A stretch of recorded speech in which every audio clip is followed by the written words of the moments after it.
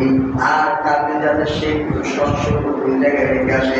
কেউ কেউ বলছেন বাড়ির ভিতরে রাখে, ভালো ভালো শস্যগুলো রেখে এসেছে।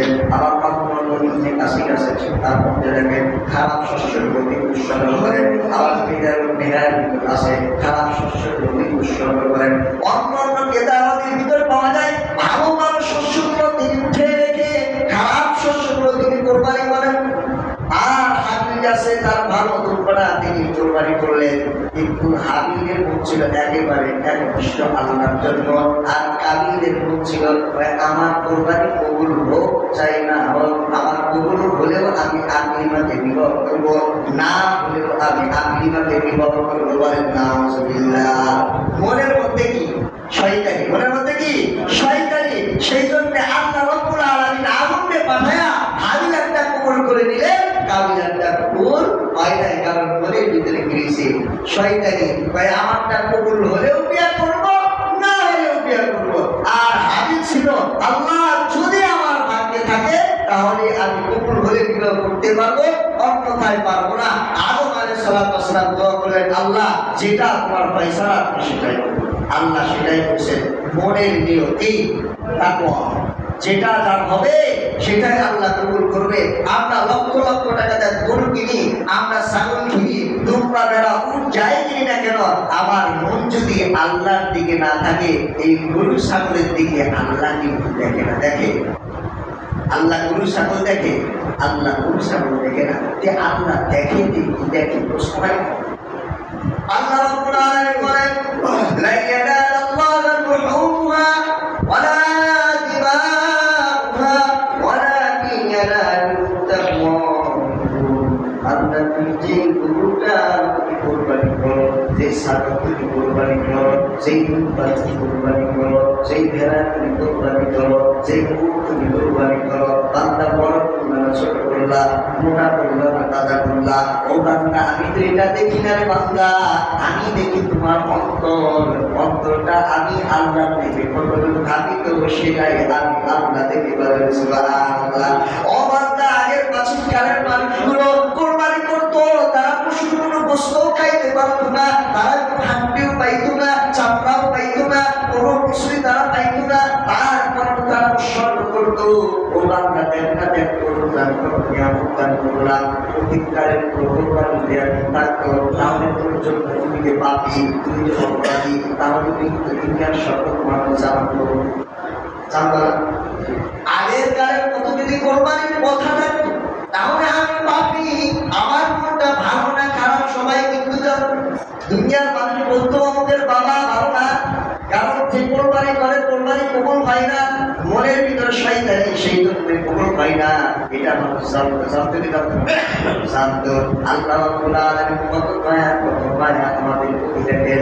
আগের যুগের কোরবানি কোনো কিছু খাওয়া যাইত না, সব আত্মসে ভুলে যাইত, যাতে করতো তাতেই কবুল, আর যার করতো না তার কবুল হয় নাই। কিন্তু এখন আমাদের কত সুসংবাদ, আল্লাহ আমাদের বস্তু তুমি খাইবা, হাড্ডি তুমি খাইবা, চামড়া যদি তুমি ব্যবহার করতে আর নিজের জন্য তুমি ব্যবহার করবা, সব তোমার। আমার কোনো কিছু লাগবে না, হাড্ডিও লাগবে না, বস্তু লাগবে না, রক্ত লাগবে না। ও বান্দা আমার শুধু লাগবে তোমার মন। বান্দা আমার শুধু লাগবে তোমার মন। আল্লাহর হাবিব সাল্লাল্লাহু আলাইহি ওয়াসাল্লাম বলেন, ইন্নাল্লাহা লা ইয়ানজুরু ইলা সুওয়ারিকুম ওয়া আমওয়ালিকুম। ও আমার উম্মতরা, তোমরা শুনে রাখো, আল্লাহ রাব্বুল আলামিন তোমার চেহারা দেখে না, আল্লাহ তোমার ধন সম্পদ দেখে না, তুমি কত টাকার মালিক, তোমার কত সুন্দর চেহারা, এটা কিন্তু আল্লাহ দেখে না। কারণ আল্লাহ ধনী গরিব দেখে না, আল্লাহ দেখে আল্লাহ দেখে তোমার অন্তর, অন্তরটা কত আল্লাহর দিকে দাবিত, এবং তোমার সকল আমল আছে, এই আমল এবং তোমার অন্তরই আল্লাহ দেখে। তোমার ধন সম্পদ এবং তোমার চেহারা কিন্তু আমার আল্লাহ দেখে না। তাই আমার বন্ধুরা সেই জন্য বলি, যারা কোরবানির নিয়ম করবেন, নিয়মকে খালেস করবেন। কারণ আপনি যদি মনে করেন আমি টাকাওয়ালা, আমি যদি কোরবানি না দিই মানুষ আমাকে খারাপ করবে, না না না, তোমার কোরবানি দেওয়ার দরকার নেই। এই কোরবানি দিয়ে কোনো লাভ নাই। তুমি চেয়ারম্যান মনে করতেছো চেয়ারম্যানই আমি, কোরবানিটা দিলে মানুষ আমাকে খারাপ করবে, সেই জন্য কোরবানিতে আমি কি কোরবানি না দিই আমার ছেলে কি খাবে, মানুষের দিকে টাকা রাখবে, অনেক বাড়ির দিকে টাকা রাখবে, সেই জন্য যদি কোরবানি দেন বুঝ খাবো, সামনে বিবাহ আছে, যদি কোরবানি দিই কোরবানির বুঝতে দেন বিবাহটা পার করে দিত, এই নিয়ম যদি থাকে কোরবানি হবে, কোরবানি হবে, এইগুলো থাকলে কোরবানি হবে না। সেই জন্য বলি আল্লাহ প্রশ্ন চাই নাই, আল্লাহ কিছু চাই নাই, আল্লাহ রক্ত চাই নাই, আল্লাহ কিন্তু চাইছে আপনার, আল্লাহ কি চাইছে?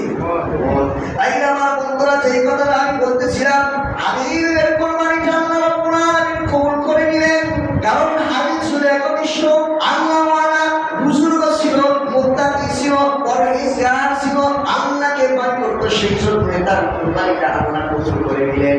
আর কাবিলের কোরবানি আল্লাহ কবুল করলেন না, কারণ তার মনে ছিল শহীদের কি ছিল? শহীদারি। কারণ আমারটা কবুল করতে চাই না, আমি বিবাহ করবো, আমি তাকে বাবার কথা মানি না, আল্লাহর কথা মানি না, বলেন না আউযুবিল্লাহ। তাই আমার বন্ধুরা এরকম কোরবানি যখন কবুল হয়ে গেল, আদম আলাইহিস সালামকে আল্লাহ নির্দেশ দিলেন, ও আমার বন্ধুরা আর তোমার এখানে নয়, তুমি চলে যাও, আমি একটা ঘর নির্মাণ করেছি, তুমি ঘরটা চেনো। আদম আলাইহিস সালাম বলেন আল্লাহ কোথায়? আদম আলাইহিস সালাম বলার সাথে সাথে আমার আল্লাহ বলেন, ও আদম যাও, কোথায় আমার ঘর নির্মাণ করেছি কাবা ঘর, ওই ঘরে গিয়ে তুমি জিয়ারত করো। আদম আলাইহিস সালাম যাওয়ার সময় তাফসীরের মাসাইলগুলো দেখে যাওয়ার সময় আল্লাহ রাব্বুল আলামিনের বান্দা আদম যখন আসমানকে বললেন, ও আসমান, আমার স্ত্রী পুত্র আছে তাদেরকে কি দেখবা? আসমান বলল আমি পারবো না। আসমান কি বললো? আমি পারবো না। জমিনকে বললো, ও জমিন তুমি দায়িত্ব নাও, আমার সন্তানাকে এদেরকে দেখবা। আসমান বললো আমি পারবো না। পাহাড় কি বললো? পাহাড় বললো না না না, এদের দায়িত্ব আমার পক্ষে সম্ভব না, আমি পারবো না। সকলে মনে হয়ে গেল। কাবিলকে বললো, ও আমার সন্তান কাবিল, তুমি আমাদের যারা থাকবে, তোমার মা সহ ভাই বোন থাকবে, তাদেরকে দায়িত্ব নাও। কাবিল বললেন, ঠিক আছে, আপনি যা চিন্তা করেন না, তাদের দায়িত্ব আমি নিলাম। এই দায়িত্ব আমি নিলাম। আদম আলাইহিস সালাম গেলেন জিয়ারত, কাবা ঘর জিয়ারত করার জন্য। এইদিকে কাবিলের মনে তো শহীদ, কাবিলের মনে কি?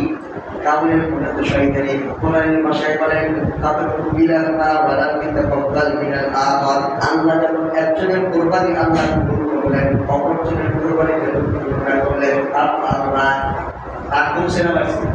বাড়ছে। পয়গম্বর আমারটা কবুল করবে না, হয়েছে, কিন্তু আপনি মেরে বিবাহ করবি, প্রত্যেকে সন্তান হতে হবে, কারণ সুন্দর হবে। আর তারা আমার সন্তানদেরকে বলবে, তোমার বাবা মানো না, আমাদের বাবা মানো না।